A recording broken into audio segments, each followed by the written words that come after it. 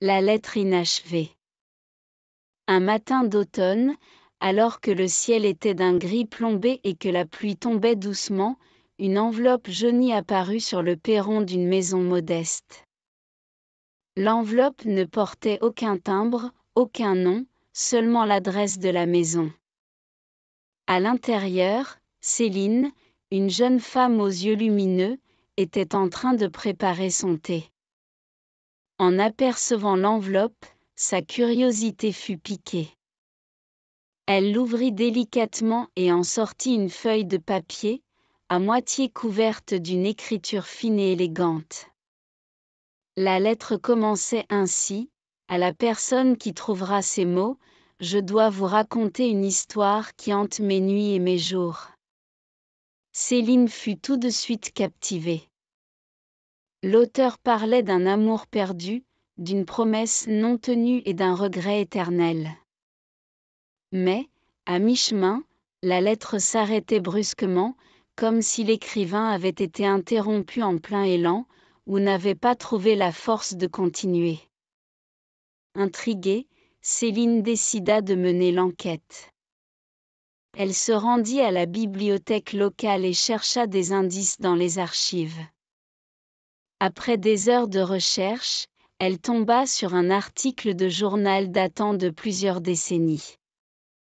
L'article parlait d'une romance tragique entre deux jeunes amoureux du village, séparés par un conflit familial. L'histoire ressemblait étrangement à celle décrite dans la lettre.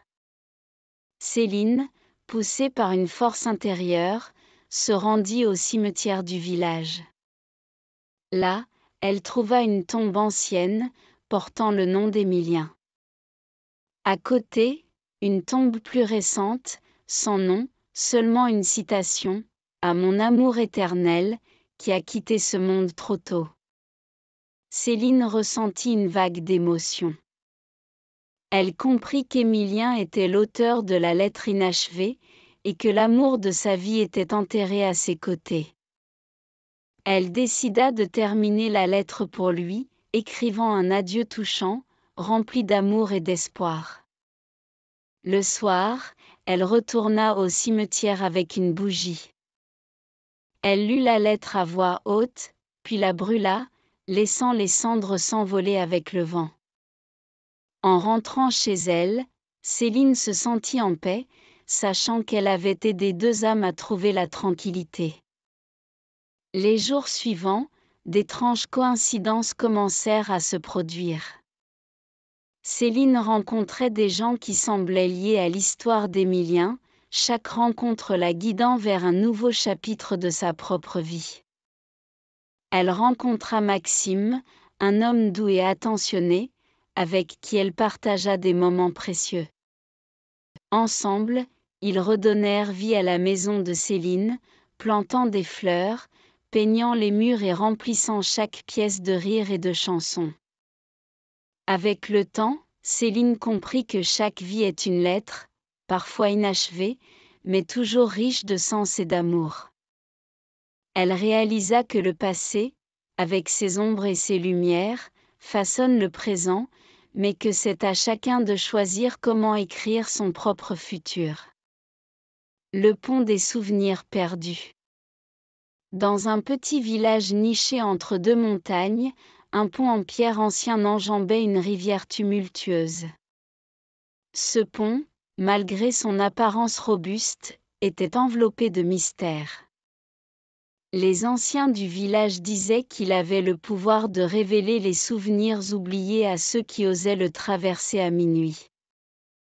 Léonie, une jeune fille curieuse, avait grandi en écoutant ces légendes. Elle avait toujours eu l'impression que quelque chose lui manquait, qu'un morceau de son histoire lui échappait.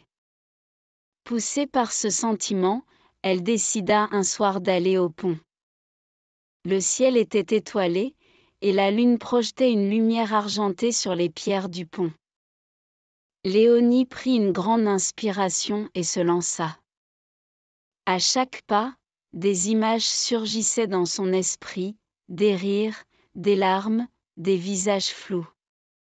Elle se vit, petite, jouant près de la rivière avec un autre enfant, un garçon aux cheveux bouclés et aux yeux pétillants. Lorsqu'elle atteignit l'autre bout du pont, une émotion intense l'envahit. Elle réalisa que ce garçon était son frère jumeau, Louis. Elle se souvint alors du jour où, jouant trop près de la rivière, il avait glissé et avait été emporté par le courant. Tout le village avait cherché Louis pendant des jours, mais en vain. Les années avaient passé, et le chagrin avait poussé la famille de Léonie à oublier cette tragédie. Avec ses souvenirs retrouvés, Léonie rentra chez elle, les larmes aux yeux.